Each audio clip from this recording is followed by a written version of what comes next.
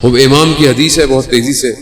امام فرماتے ہیں کہ اگر خدا کی بندگی چاہتے ہو تو تین شرطیں اس پہ عمل کرو. پہلی چیز کیا ہے؟ پہلی چیز یہ ہے کہ تم کسی چیز کے مالک نہیں ہو، وہ مالک ہے. جب وہ مالک ہے تو پھر کوئی بھی چیز تمہاری اپنی صحت تمہاری نہیں ہے، تمہاری اپنی جان تمہاری آنکھیں تمہاری نہیں، تمہاری زبان، تمہاری اولاد، تمہارا مال، تو پھر کیوں اتنا تکبر سے جی رہے ہو جب تمہارا کچھ ہے ہی نہیں؟ سب تو اس کا ہے. جب اس کا ہے تو پھر اپنی مرضی کیوں کر رہے ہو؟ آنکھیں قیامت میں گواہی دیں گی. کیا دیں گی؟ اس نے کہا تھا دیکھو. کس نے کہا؟ آنکھیں کس کی ہیں؟ بولے میری ہے. لیکن اصل مالک کون ہے؟ تو وہی تو کہے گا. جب اصل مالک کے سامنے کھڑی ہوں گی کہا اس نے کہا تھا دیکھو. زبان کیا کہے گی؟ اس نے کہا تھا جھوٹ بولو. کیا کریں گے آپ؟ کیسے جھوٹ لائیں گے؟ دنیا میں تو پردہ ڈل جاتا ہے نا. ایک جھوٹ پہ روایت بتاؤں آپ کو، گناہ کبیرہ ہے اور ہم کتنا جھوٹ بولتے ہیں. ہیلو کہاں ہو؟ ابھی گھر سے نکلا نہیں ہے، گلی کے کونے پہ کھڑا ہو. جھوٹ ہے یہ، مذاق نہیں ہے، یہ جھوٹ ہے. فلانا جھوٹ ہے. ابو کہاں ہے؟ ابو گھر پہ ہے مگر ابو نہیں ہے گھر پہ. جھوٹ ہے. یا تو توریہ کریں، کھڑے ہو جائیں، ابو بیٹھے ہوئے نہیں ہے. کم از کم اتنا تو بولے، کم از کم جو روایات بولتی ہیں. لیکن جھوٹ ہے. جھوٹ بولنے والے کے منہ سے بدبو نکلتی ہے، ہمیں نہیں آتی، لیکن آسمان میں ملائکہ کو آتی ہے. گناہ کبیرہ ہے جھوٹ. زبان بولے گی، ہر چیز بولے گی. تو امام کیا فرماتے ہیں؟ تم کسی چیز کے مالک، اصل مالک کون ہے؟ تو جب وہ مالک ہے تو پھر اس کی راہ میں جو ہے دے دیا کرو. اس کی مثال کربلا، جو امام کے پاس تھا سب اللہ کی راہ میں دے دیا. کیوں؟ اصل مالک وہ ہے. دوسری چیز، اپنی زندگی میں لمبی لمبی تدبیریں مت کرو. لمبی پلاننگ ہیں، آرزویں، یہ کر لوں گا، وہ کر لوں گا، یہ کر لوں گا.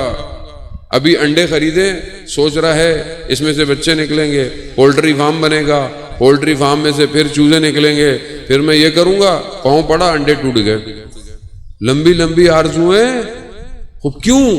اصل مدبر پروردگار ہے، اس سے زیادہ پلانر کوئی نہیں. ایک آدمی اپنی زندگی میں کیا کرتا ہے؟ اس کی اچھی کمپنی ہے، وہ کیا کہتا ہے؟ میرا مینیجر بہت اچھا ہونا چاہیے. کیوں؟ کہ میرے کاموں کو مینیج کرے. تو جس کا خدا مینیجر ہو اس کی زندگی کیسی گزرتی ہوگی؟ اپنے آپ کو اس کے حوالے کریں. ہاں محنت کریں، پڑھائی کریں، جو آپ جوان ہیں ماشاءاللہ، لیکن اس پہ چھوڑ دیں. تیسری اور آخری چیز، جو خدا نے حلال قرار دیا ہے، واجب قرار دیا ہے، اسے انجام دیں. جو حرام ہے اسے چھوڑ دیں. امام کہتے ہیں یہ تین چیزیں بندگی کی شرط ہے. بندگی، اگر تم اللہ کے بندے بننا چاہتے ہو. اگر اللہ کے بندے نہیں بننا تو تمہاری مرضی. اور اگر ان تینوں پر تم عمل کرو گے تو تقوی کے پہلے درجے پہ شامل ہو جاؤ. یہ پہلا درجہ ہے، ابھی بہت سارے درجے اور ہیں. اب انسان بہرحال اپنی زندگی میں دیکھے جانے محترم کہ وہ بارگاہ الہی میں کس طرح زندہ ہو رہ رہا. اور بندگی کا تعلق صرف مسجد میں، امام بارگاہ میں نہیں ہے. بندگی ہر جگہ ہے. بازار میں کیسے ہیں آپ؟ گھر میں کیسے ہیں آپ؟ مسجد میں بہت اچھے ہیں ماشاءاللہ ماشاءاللہ سبحان اللہ. اور جب مال بیچ رہے ہیں تو جھوٹا کم تول رہے ہیں. یہ کیا ہوگا؟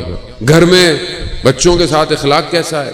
بیوی کے ساتھ، ماں باپ کے ساتھ، سارا پیکیج ہے نا پورا اسلام. آیت اللہ حسن زیادہ عملی بیان کرتے ہیں کہ وہ گرمیوں کی چھٹیوں میں شمالی علاقوں میں چلے گئے جہاں ہوا ٹھنڈی ہوتی تھی پڑھنے کے لیے، گرمیاں تھی. ان کا بیٹا کہتا ہے کہ بچے شور مچا رہے تھے، چھوٹے چھوٹے بچے تھے. انہوں نے بچوں کو ڈانٹا. آیت اللہ تھے، ان کے ڈانٹنے میں اور ہمارے ڈانٹنے میں بڑا فرق ہوتا ہے. ان کو احساس ہوا کہ انہوں نے یہ کام غلط کیا. وہاں سے اٹھے، بس پکڑی، تبریز پہنچے اپنے استاد کے پاس. انہوں نے دروازہ کھولا، کھولتے ہی کہا رات کو خواب میں استاد آئے تھے، یعنی ان کے بھی استاد، اور کہہ رہے تھے کہ حسن زادہ سے کہنا اس طرح امام زمانہ کا انتظار کر رہا ہے. بچے کو صرف ڈانٹا. اور ہم جو سارا دن کرتے ہیں، اپنے آپ سے پوچھیں، جب بھی کوئی کام کر رہے ہوں ایک ہی فارمولہ ہے، کرتے وقت سوچیں کیا میں امام زمانہ کا انتظار کر رہا ہوں؟ بس یہی پولیس جو آپ کے اندر ہے نا، یہ خود آپ کو صحیح کر دے گی. یہی ایک جملہ آپ کو بچا لے گا انسان موت. ہو اپنے آپ کو پہچانے، اپنے امام کو پہچانے. جو امام کو پہچان جاتا ہے. خراسان کے رستے کے قریب جب امام رضا علیہ السلام پہنچے ہیں، اللہ صلی علی محمد وآل، امام جب پہنچے تو نشاپور پہ امام نے ایک شخص کو کہا کہ کوئی ہے جو محاسن کو، داڑھی کو صحیح کرے. تو ایک شخص تھا، اس نے امام کی خدمت کی. تو امام نے اسے اجرت کہا، نہیں مولا مجھے کچھ نہیں چاہیے. کہا نہیں، وہ جو پتھر جس پر تم نے اپنی تیغ تیز کی وہ لاؤ.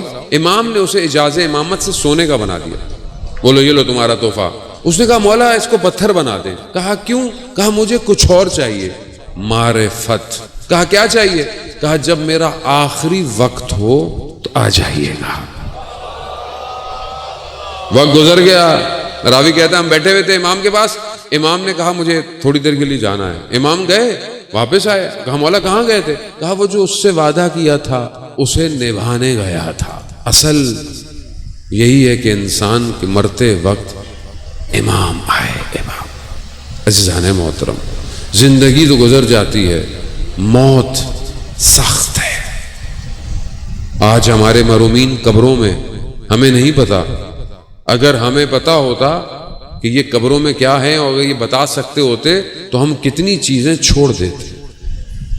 تو بہتر ہے ہم اپنی قبروں کی طرف متوجہ. کوئی آپ کی قبر میں کام سوائے آپ کے نیک عمل کے. عزیزان محترم، میں اس سے زیادہ آپ کو مزاحم نہیں ہوں گا. عزیزان محترم، شب جمعہ ہے، شب دعا ہے، اور دل کربلا کی طرف ہونے چاہیے. شخص ڈاکے ڈالتا تھا کاروانوں کے. کاروان آ رہا تھا دور سے، آنکھ لگ گئی. خواب میں کیا دیکھتا ہے؟ قیامت ہے اور اسے گھسیٹ کے جہنم لے کے جا رہے ہیں. آواز آئی اسے چھوڑ دو. کہا کیوں؟ کہا اس کے سر پہ زائرین امام کی خاک ہے. اس کی آنکھ کھلی، اس نے کیا دیکھا؟ کاروان جا چکا تھا. جس امام کے زائر کے قدموں کی خاک انسان کو جہنم سے بچا لے، وہ خود امام کیا ہوگا. عزیزان محترم، امام اپنا سب کچھ لے کر کربلا آئے، سب لے آئے. صرف ایک چیز رہ گئی اور وہ تھا کفن.